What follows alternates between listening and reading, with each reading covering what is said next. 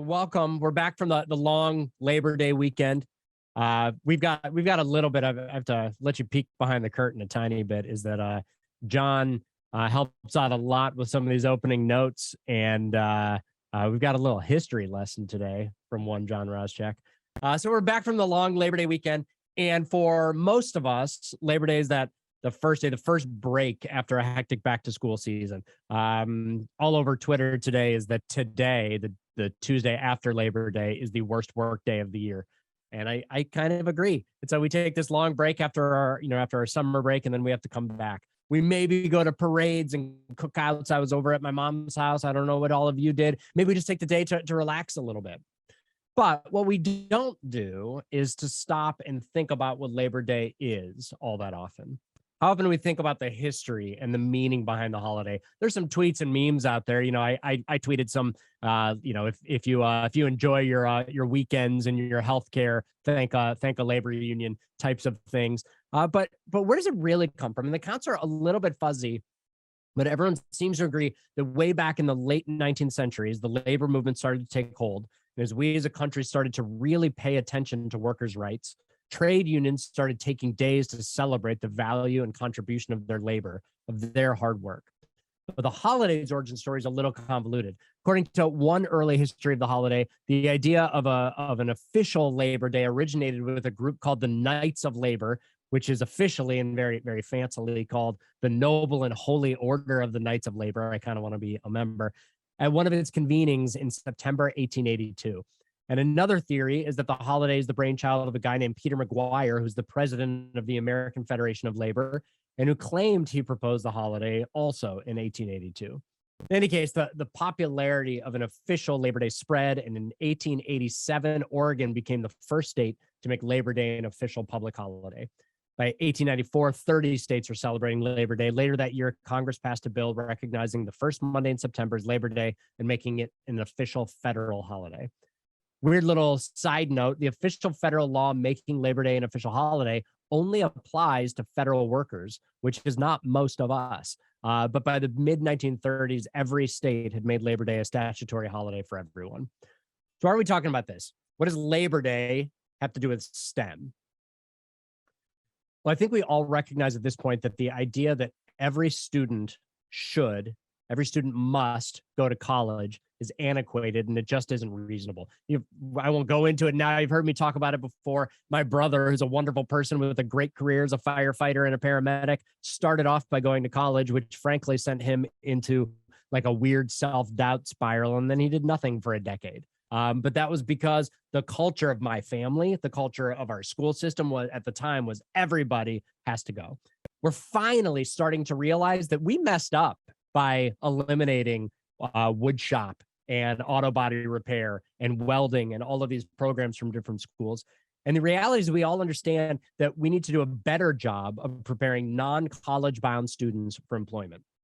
We know we need to do a better job of involving community colleges and trade schools in our work. And we understand the importance of stackable credentials, licenses, and certifications, because the gap between skilled labor and unskilled labor is widening. This is only going to get worse when the middle skilled jobs, what used to be called blue collar jobs, the middle skilled jobs are more and more STEM oriented and require these deep understandings of STEM. This is only going to get worse. We understand the importance, and that's the STEM part. In our work in Cleveland and in the wider world of STEM ecosystems, we hear the same things over and over and over again.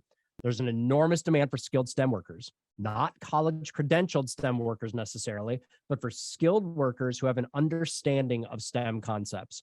We know that there are jobs out there, and they're good jobs. They're sustainable. They provide comfortable futures. They're good jobs. But as much as we talk about establishing and fostering STEM programs that promote college readiness, we don't talk enough about cultivating STEM programs that prepare students for the workforce immediately after or shortly after graduation. Ebony, I always love your stories. You've got the one about the tomatoes, which was a favorite back in the early days of your tenure here at NeoSTEM. And I understand you've got something to share around this whole concept today. Yeah, so Hey everyone, so glad to see all your lovely faces. I I can't remember which circles I share my background in. So since we are, like right here next to Labor Day, I was saying to myself, let me share my labor history because Ebony Hood used to be a laborer. And I can tell you all that being a person that did not have a degree, so again, this whole college push, I did not have that. I found myself working at General Electric. And it's so funny because every time I was out and about, people would always put me in management. Oh, you're at Neela. Oh, you're at Neela. You're over there on Noble. And I was saying to myself, no, like I'm not in management, and I would proudly say, I'm a blue collar worker, I'm a laborer, I'm working like literally right there with hands-on space. And the funny thing about my job, so I can officially tell you all that my place of employment officially closed. It was General Electric's tungsten's product plant. And we would produce wire that was like thinner than a strand of your hair. And if you all remember our old fashioned incandescent light bulbs, which to me are still some of my favorite, like the favorite light. I'm just like, oh, it's such a beautiful light, like fluorescent just isn't the same. I love that glow from that light. I fell in love with it. So when I saw its light just kind of leaving, I'm like, oh crap, the writings on the wall along with my job. Like, what does this mean for Ebony's future? But I can tell you all that I had a 10+ year run with General Electric where this labor made, since it's years, I don't even mind sharing my starting salary since it's years away. You know how it's like, ooh, it's kind of creepy to talk about how much money you make. But it's so funny. I left Progressive Insurance at the time. Like, I'm telling you, I was a wayward child. I was just out here. I left Progressive Insurance at the time for an increase. So, just like you do in any job, oh, am I going to make more money? And at the time, General Electric was paying, I don't know, something like $18.68. And those union wages, they're kind of off. It's always like $19.33, just something weird. But they were paying like something like $18 and some change for an entry level job. So again, if you think back to a young person, so again, I'm young, I'm just out here bebopping doing my thing. That was a ton of money where I was like, ooh, I can get in. And the reason why I like to share that salary, that the hourly rate, is because we're just now seeing those hourly rates for people in 2022. Like, we're just now seeing that where people are still saying, oh, that's kind of a respectable wage. But I've been so far removed from General Electric.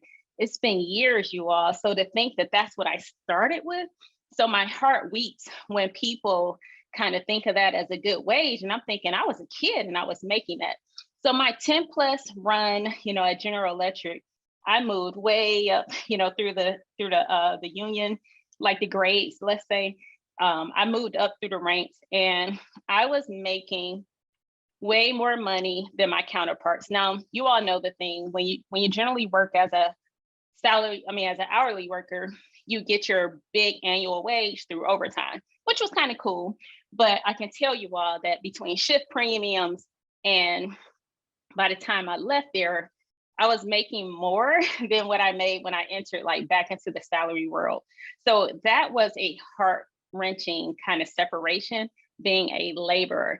And the part that I want to share is they thought that anybody could come in off the street to do the job, but they couldn't.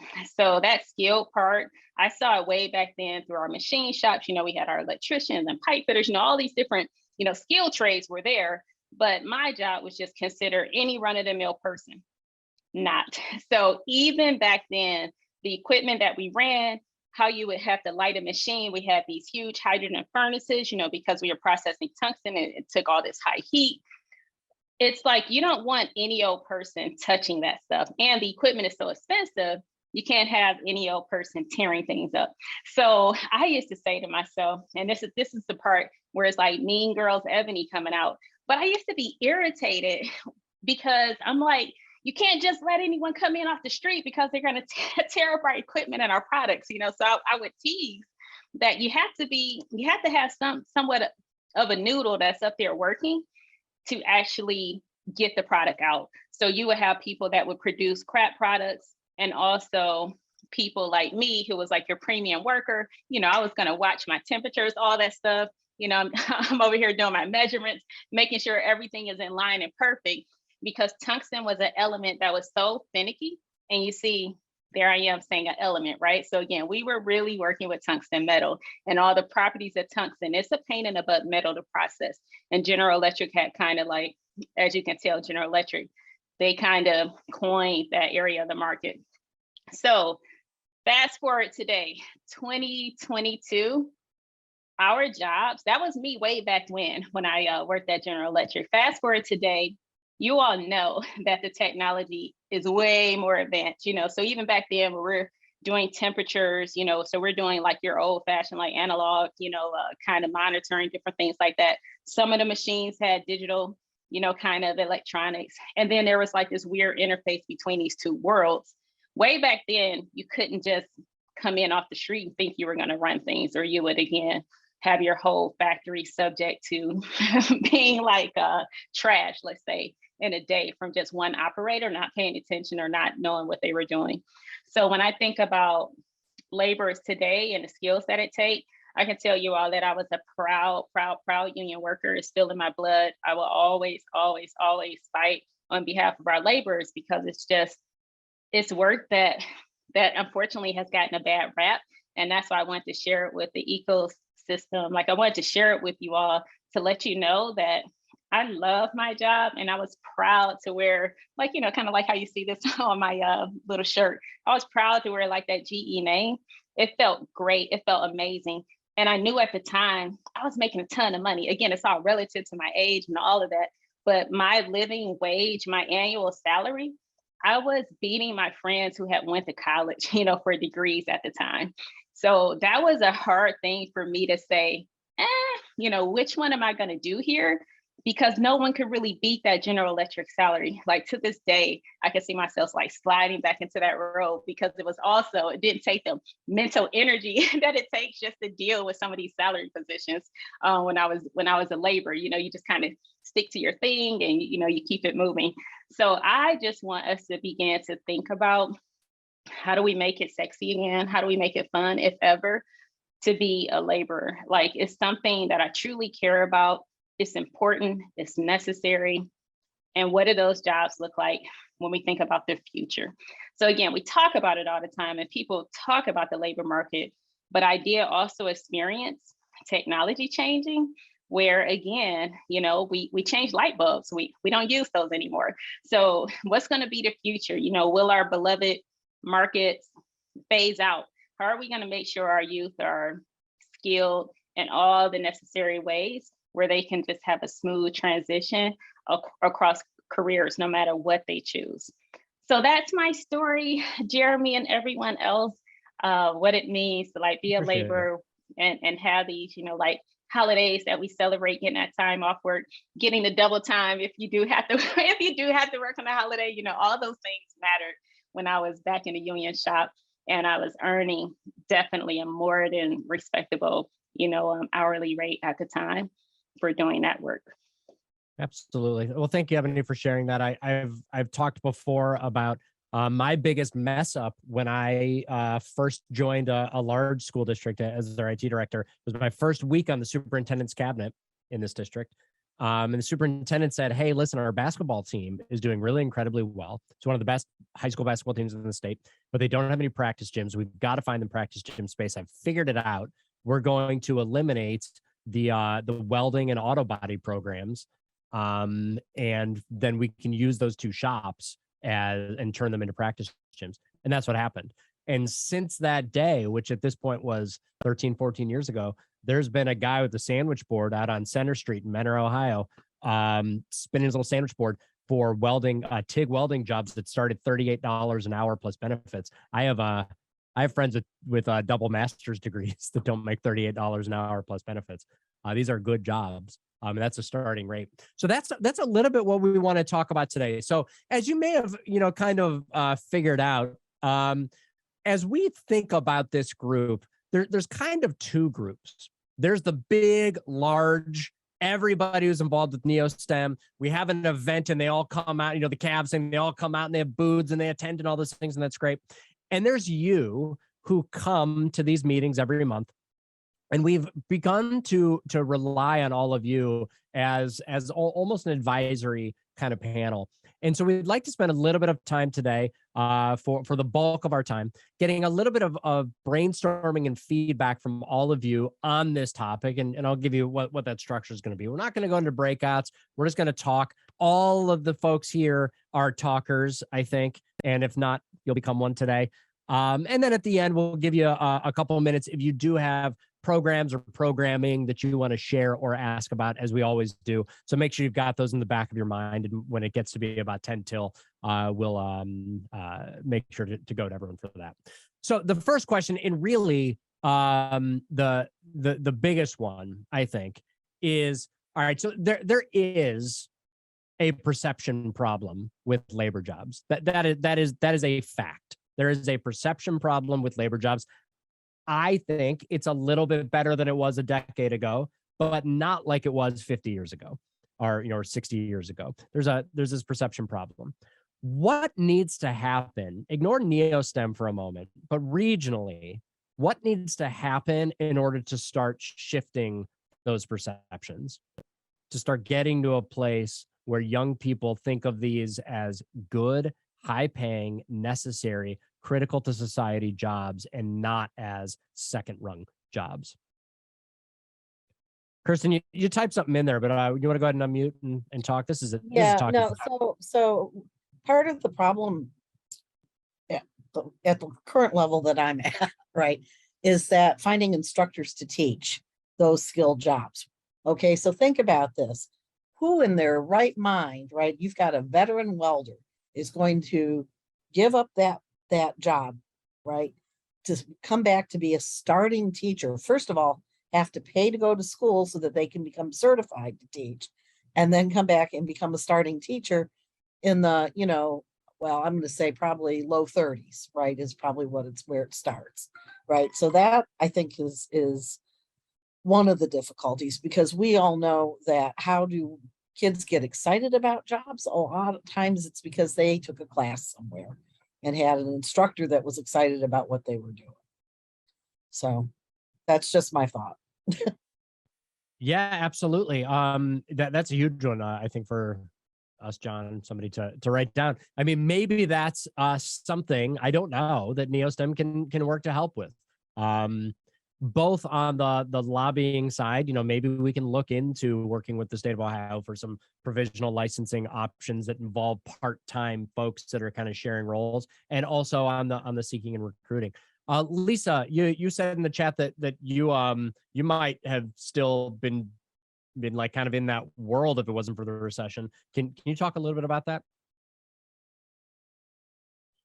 Yeah, back from 2006 to 2009, we owned a staffing agency, and like Lincoln Electric was one of our clients, as well as others. And if we could have found qualified welders, qualified CNC machinists, and others, I always tease and say we would still be in business. I mean, recession helped hit us hard, so that's why we closed. But it was so hard to find those skilled workers.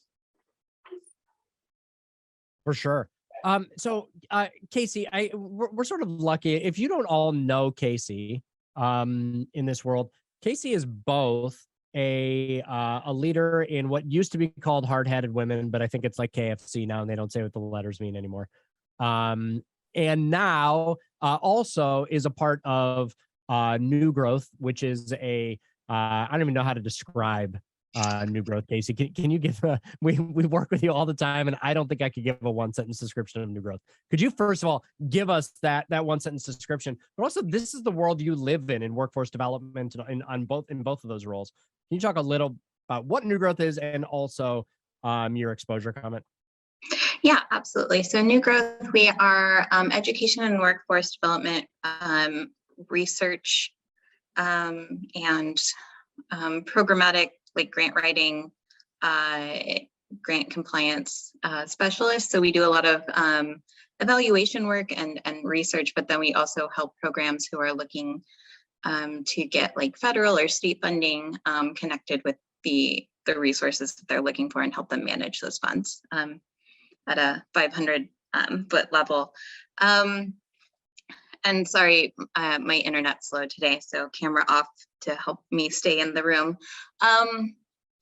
So what we've learned, and with HHW, this gets at exactly what we're talking about. We've been hard-hatted women since 1979, and then we did a rebrand in 2012 because we found that the moniker hard-hatted was actually detrimental to our mission, which is to accelerate women's success in non-traditional occupations and fields like construction, like manufacturing, like public safety, fire, paramedics. And you know, it's about changing that perception and exposing. We focus on women and young women and girls. So exposing them to these different careers and letting them know that they have a place in them and that they have a future in them. So we know, you know, especially for girls, like we know what teachers do, we know what nurses do, but helping, you know, folks really understand, like, what is a Boilermaker? Like, what does that actually, except for like the mascot for Purdue, right? Or some of us went to college and had a couple of Boilermakers, maybe at a bar after a football game. And so like, what is that? Yeah. And so like, what is a pipe fitter? You know, Ebony, I heard you talk about the pipe fitters were critical at GE, but like, what does that actually do? We have a program called our Role Model Speakers Bureau. And one of our role model speakers is a tool and die maker for GM. And so just hearing her story and hearing her educate young women about like, okay, this is what a tool and die maker does. And this is actually how I applied the fashion, like she went to Jane Addams when they still had sewing, right? And she's like, I got my degree in sewing, and this is how I actually apply it in my job at GM, right? And this is how it helps me every day, and making that connection and talking about her apprenticeship too, which we're thinking about, you know, getting young folks interested in this. It's like, you know, described as the other 4-year degree where you can make your living, you upskill, and once you get your journey person's card, you can take that anywhere in the country. So there's a lot of different ways that we work on this too, but exposure, I think, and just like level setting with that knowledge of what are these careers, what are these opportunities, and really getting away from the perception that these careers are dark, they're dangerous.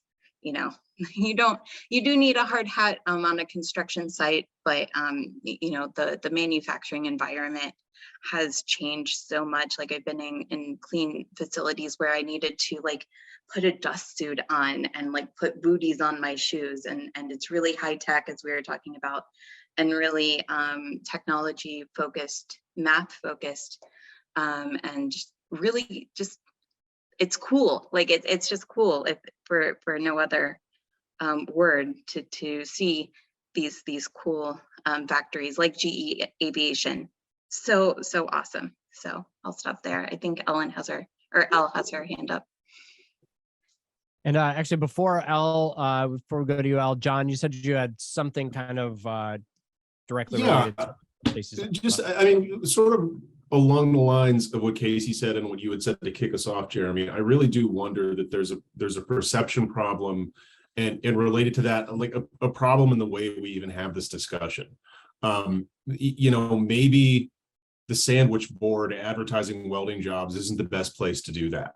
You know, maybe that sort of feeds into the perception that these aren't good jobs. I mean, you and I are of the same vintage, and it really was seen, at least in my school, in the high school that I went to, if everybody was going to college, and if you were one of the few that didn't go to college, like that was seen as a failure. That was seen as you're not good enough to do it, and your only other option is to get a job on the line at Lordstown. Lordstown's gone, and this perception's changing. I mean, I wonder if we just need to figure out a way to talk about what's out there and have it not look like it does when it's on a sandwich board. Absolutely. Elle, you have had your hand raised for a bit. So I actually want to speak directly to what John and Casey both spoke to. We have some programming here at the Federal Reserve Bank of Cleveland, we're really trying to expose students to what if necessarily college isn't directly the next step. We actually have some careers within our building that don't require a 4-year degree. And there are quite a few people who work in our building who were, senior vice presidents, heads of departments, like super high in our leadership, that started their time at the bank in these positions, and then found ways to grow, possibly went back to school, and have just worked their way into these positions. And I do think there's a lot that comes with it to perception. And a lot of what we don't shy away with when we talk about some of this stuff is that, picking this next step after high school doesn't necessarily mean that education's not in your future, but that could be a certificate. It could be a training. It could be college 4 years down the line. That there's a lot of doors that can be opened through some of these positions, just across the board. So we've really been trying to connect students with a lot of people who have these backgrounds within our bank, or maybe have found themselves, even like I'm thinking in our construction, our Res G area, who maybe have found themselves, maybe they didn't start their career at our bank, but have found themselves with kind of this, I even hate using the word non-traditional, because that kind of makes it sound like it's the other than, but started their career out of high school a little bit differently than necessarily college, and kind of found themselves here. So I do think there's a lot to do with perception, and if is there growth there, there's not going to be doors to be opened there. What can my future look like after this first step? That's kind of what we've been seeing. So I'm really interested to hear other people's ideas. And Ebony, I do see your question. Yes, they do pay at these levels. So I'm not exactly sure at these our positions at the bank. I'm not exactly sure what those starting salaries start off at. They're not like the welder we talked about, or some of those like a masonry job or something like that. I'm speaking specifically in our cash department and our Res G department, and a couple of LEU jobs, our law enforcement office. But I do know, based off my experience, that a lot of the pay is very competitive, and they have all the benefits that any other employee would have, which includes tuition reimbursement, our tuition reimbursement program, if they wanted to do anything, wanted to open any of those doors while at the bank. So I think this leads us, I think these are all really, really critical points, and it leads all sorts of things to mind. I don't even know if it's enough, but is this like an IM STEM type program, but also in-person things that starts to try to focus on shifting perceptions. We're a blue collar town. We should be proud of those roots and celebrate them. And so maybe there's something there along those lines. It's something for us to all think about. But what I'm curious about next is what's really out there. What's out there right now in the way of workforce readiness programs? Who are the big players, whether they're here and active parts of NeoSTEM or not? Who's making big change in this region? As far as the trades go, there's a program, and Ebony, I was happy that you were able to come to ACE. ACE is a great program, by the way, that is doing that. That's architecture, construction, engineering. That's it was focused on, I think they're in 14 schools regionally, most of them within CMSD. But we've seen a program from Cleveland Builds, and they have a construction pre-apprenticeship program, and I know they are focused on their stated mission is to help build equity of pathways into construction careers. If you look at the statistics of who works in construction, it's white men, essentially. And so really trying to make sure that these great pathways that can have apprenticeships tied to them, where students start out at that, as an apprentice at that $18 an hour wage, right out the jump, and then work up from there, where they get regularly scheduled wage increases for demonstration of knowledge and skill until they get their journey person's license. So that's a really great program that we've partnered with and supported, and want to give them definitely props. Ebony? Thanks for sharing that, those details, Casey. One of the things I want to bring up, Jeremy, you're like, hey, who's doing this? And it made me think about another idea about connecting people, you know, building that awareness piece. One of the things I did not mention about my General Electric job as a laborer was how hard the work was. It was tough work. And as a female, you know, again, I don't want to necessarily talk about gender, but I do want to talk about what it means to have a job that's accessible to different abilities. You know, even like aging populations. And one of the things that's helpful. So wait, I thought someone put in there about like Gucci belts and, you know, nice cars or something, but it's also like seeing, you know, older people in a row, or if you look at like maybe tiny frame, like even if you're like a smaller male, or you don't look like this big burly, you know, firefighter that can just pick up anyone, that kind of stuff. But having people share those experiences where they have been successful in that role. I know I used to do work with the plumbers union, not physically do work, but I used to work with them to introduce people into that field. And we would talk about how difficult those jobs can be. Like, that's real too. You know, that's real. Like when you just having like physical ability to do the labor.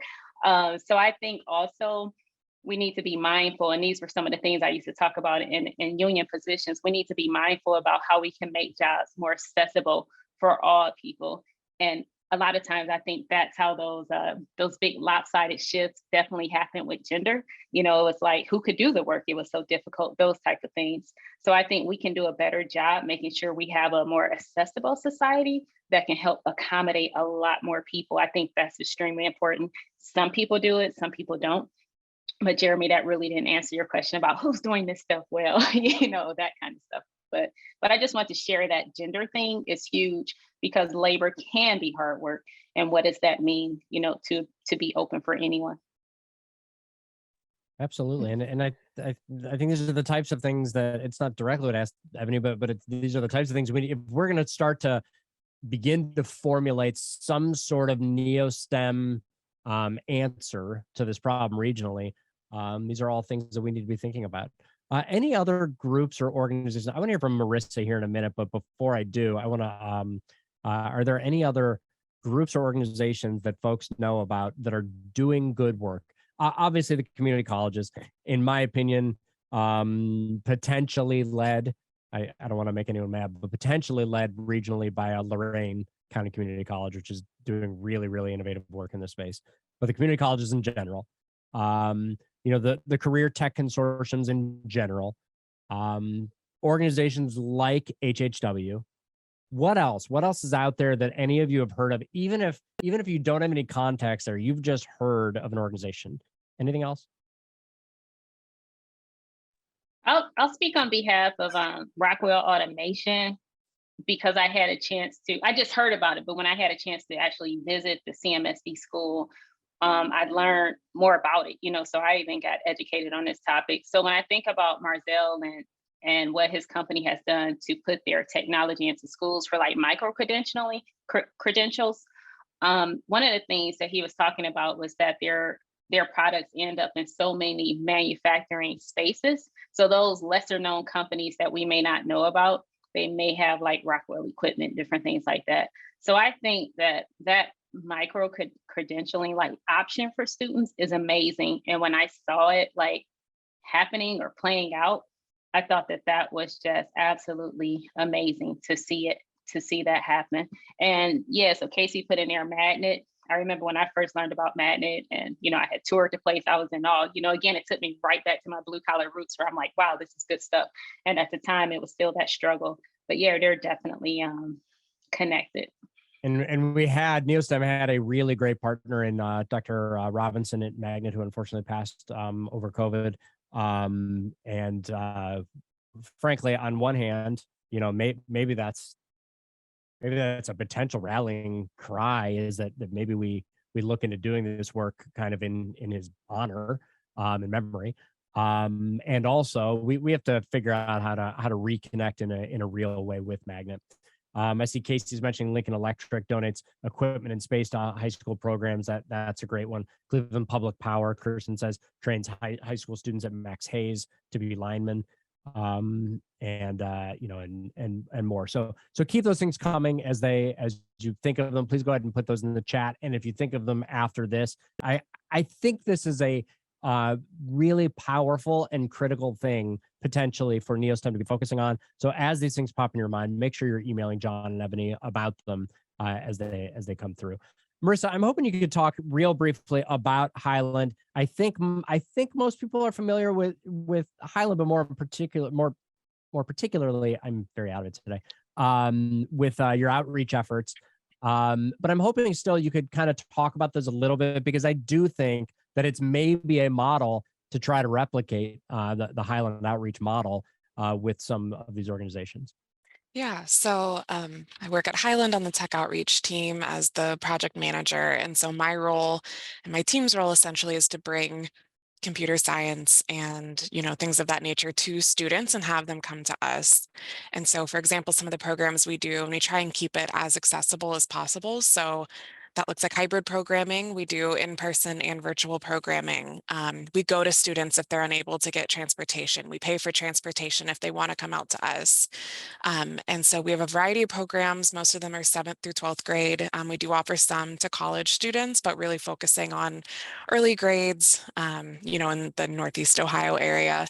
Granted, that has expanded given that we are hybrid now. So we have some students from like Texas joining us, but we do High Tech Club, which is a 12-week program where students come in based on their skill level. They get put into a class. We have Highland employees teach the class and they go through a curriculum. So I will say I wasn't a STEM person before I started here. If you would have told me, 5 years ago that I'd be working at a software company, I would have been like, what are you talking about?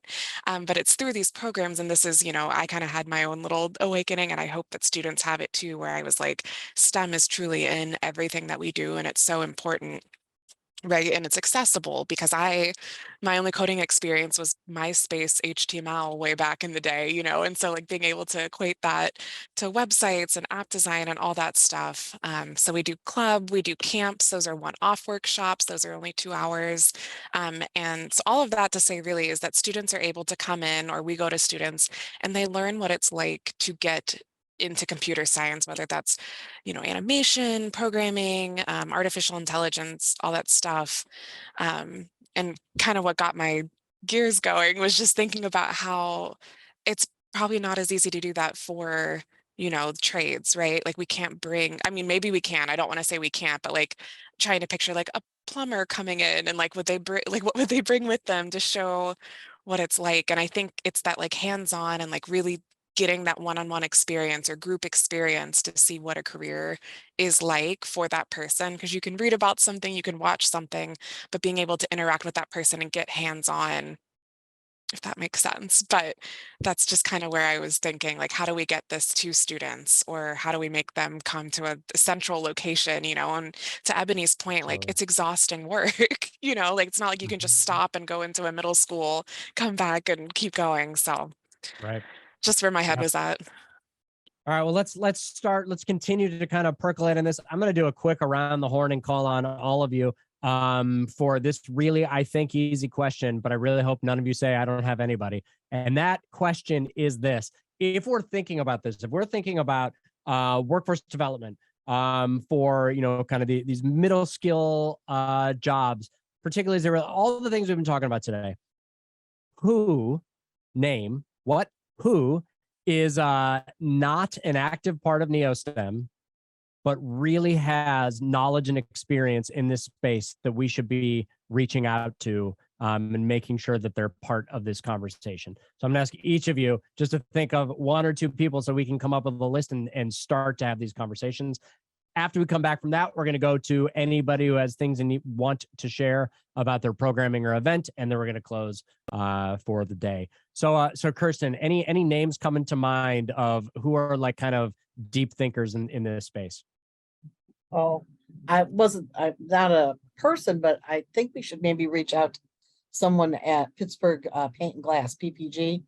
They do a lot of work locally with the high schools, but they've got jobs that require extremely skilled, trades to definitely, highly trained engineers. So Perfect. I'll take it. I'll take an organization as a backup to a name. Thank you, Kirsten, and Sherwin-Williams for that matter. Alex. Yeah, Alex, I feel like my contacts have been mentioned already. I was thinking of Glenn at ACE being, I think Casey mentioned them. I would like to involve him in some way. He's been a great contact for me over the past couple of years. I just had a thought, and this isn't your current question, but I was going back to your original question about how to make it more appealing. And I think it's a two-way conversation with all teachers and educators, and I hear it, in the administrative level. When somebody's been educated for a long time, they sort of see that as when you're a hammer, everything looks like a nail. I think it's important to reframe inquiry as something that's applicable to every job. The ability to break down complex problems, the ability to be curious and seek out your own solution rather than, and solve and research. That's going to be applicable wherever anybody goes, and that makes an educated person. I think there's this sort of belief that it's really diametrically opposed, and we've been talking around that. But even more, just the things that would help someone meet their academic goals are also the things that would make them really successful in a lot of these labor, in these jobs. So I've just been chewing on that as we've been thinking. So I'm sorry to no, that's okay. It's important, but I think it's important to talk with our educators about that too. Absolutely. Thank you, Alex. Lisa, any thoughts on who should be part of this conversation?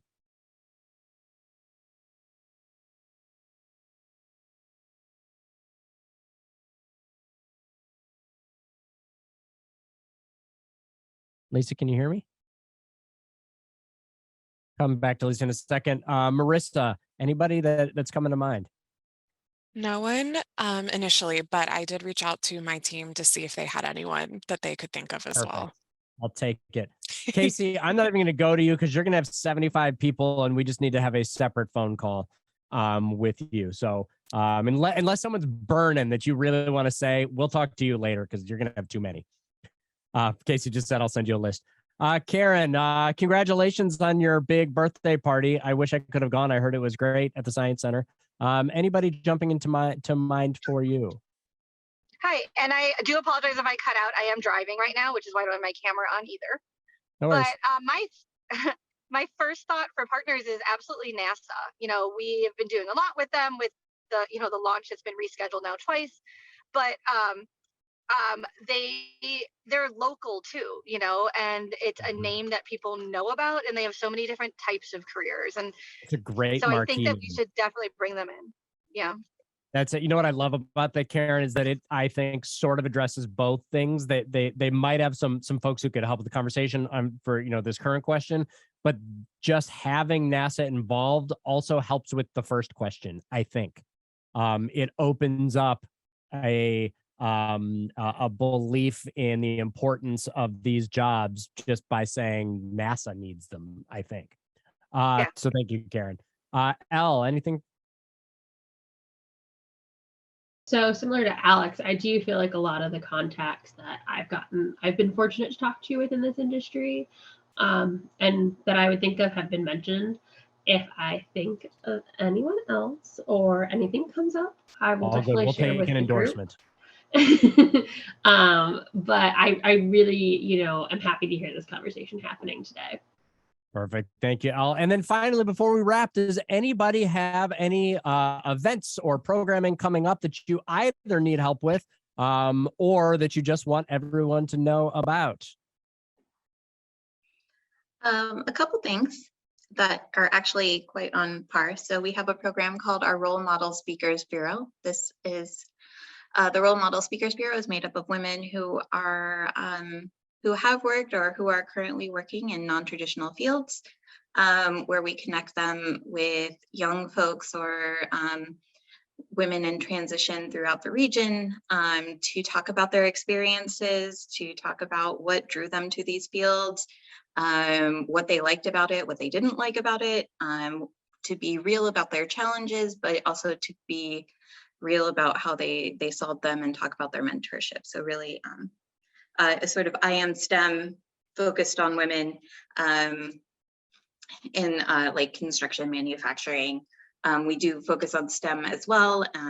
And so we're having a training at the end of the month. So if you or anyone that you know would like to become a role model speaker or just learn a little bit more about it, shoot me a quick email and I'll get you that information. I will type. Perfect. Thank you so much, Casey.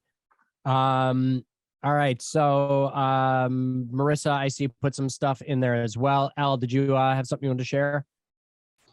Yeah, just with the start of the school year, speaking of careers, the Cleveland Fed is getting ready in October to start up another year of You Make IT Better, which is our STEM exploration career program with community partners throughout northeastern Ohio, and I should actually say Pittsburgh, and professionals here at the Cleveland Fed.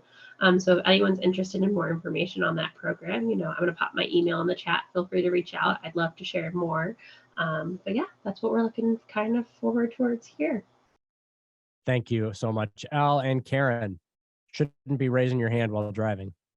10 and 2. Still there. Maybe that was a false hand raise. All right, we're going to assume that was an accidental hand raise from Karen. Oh, Sorry, I'm here. I'm Very here. good. I'm sorry. I was stopped at a stoplight, which is why I was able to do that. Then I started driving it. I do want to let everybody know, and I'll be sending out something to you guys too that you guys can spread out through NeoSTEM. But September 28th, we are hosting an educator resource fair here at the Science Center. And we have already probably like 8 partner tables that have signed up for this. But if anybody wants to have a table, it's absolutely free. And it's free to educators as well. Of course, Kirsten, I'll be sending you information to send out to teachers. But it's a great chance to get your services out to schools and teachers. And that's September 28th at the Science Center. So I'll send that out with a link to a Google form if you'd like to participate. Thank you so much, Karen. And Ebony, before we close, I know you've got a couple of short announcements, and the first one is kind of exciting. So exciting that this has to happen. Nope, not that. That doesn't have to happen. This has to happen. And that is NeoSTEM is doing some rebranding. Can you give us the high level of that rebranding? Sure, high level. So we are so excited to rebrand NeoSTEM. I can tell you all, I've been knowing about this organization for a while, still somewhat confused along the way, where I was like, what is this thing? So what we are trying to do is to take the confusion out of it and to make it make sense to everyone. So you all can be a part of helping us shape that story. Like the conversation today is helpful, where it's like trying to tease out why ecosystems matter, why STEM ecosystems matter. So we are so excited to introduce that rebrand and to really think about that value add for our community and how it's so important. So it's thought leaders like yourselves that come together, that's digging deep to really, really figure out who needs to have pieces moving where. And the ecosystem is one of the easiest platforms to kind of connect people across, all those different audiences. So yeah, I'm excited about that. I definitely want to, save time for us to continue to talk. But thanks for bringing that up, like a little teaser. We're rebranding. We get rid of that weird little whatever doop heartbeat looking thing. I think. Yeah. All right. So, and then you talked about you mentioned continuing to talk, and so the next time we talk as a group will be the beginning of October, and I think that we are not doing these little squares that time. We're going to attempt to be in person again. Where will we be? So, if you all recall, recently there was the Verizon partnership with Jumpstart, and they had an unveiling at Earl B. Turner Rec Center with the new spot. I had a chance to attend on that day. It was absolutely amazing. So they will be hosting us at their site. And I think part of the, like what Karen alluded to, I had a chance to go to their educators nights, and they're super fun. They're super fun for networking. So for NeoSTEM to get out into the community so we can again show how STEM ecosystems work, it's best to show up in places where folks are doing things like, I still haven't made it to the Fed. Like I still haven't made it. That's on my bucket list, as a Clevelander. So, we're looking for ways to showcase our community partners that are out here doing that great work. And we'll also have like Wired students, where we're going to send their way to kind of help the center. So it's really like great value add for the community to bring all these parts and pieces together. So I'm hoping that folks are ready to join in person. No, it's going to be difficult, but we got to dig deep for the sake of, again, showing off our community and all these cool spaces. Absolutely. And a couple things on that note before we close, Ebony. I think that this is still the case. You can scold me if I'm wrong, but I think that where we landed last time is we're going to sort of alternate, maybe not every other, kind of alternate between virtual and in person. When we are in person, those of you who attended virtually last time know that it was rough. It was rough. So I think that we are not going to have a virtual option when we're in person. You will receive an email with notes and all of those things. And that's not a guarantee. That's not a definite, but I think that's the direction. So try to plan on being there in person. We will make sure, number one, if there are COVID surges and things of that nature, we'll be, keeping track of all those things, and we can always reschedule if we need to. And you're always welcome to, to wear a mask and to stay well separate and all of those things if that's what you'd like. Please try to consider coming. And to all of you here, and of those of you who are listening to these recordings, Ebony just mentioned this, but we'd love to visit all of your sites. We'd like to hold these meetings all over the place so that we can, as part of these meetings, have maybe a little bit of a tour, learn a little bit about the organization. We want to be at the Fed. We want to be at Highland. We want to be at CMSD. We want to be at the Science Center. We want to be in all of these great locations so that people who've never been there before can begin to learn about what Cleveland has to offer. So thank you all for joining us today. We really appreciate the feedback you've given us. And we're going to use this as we move forward and listen to a little bit of Glenn Campbell. Thanks, everyone.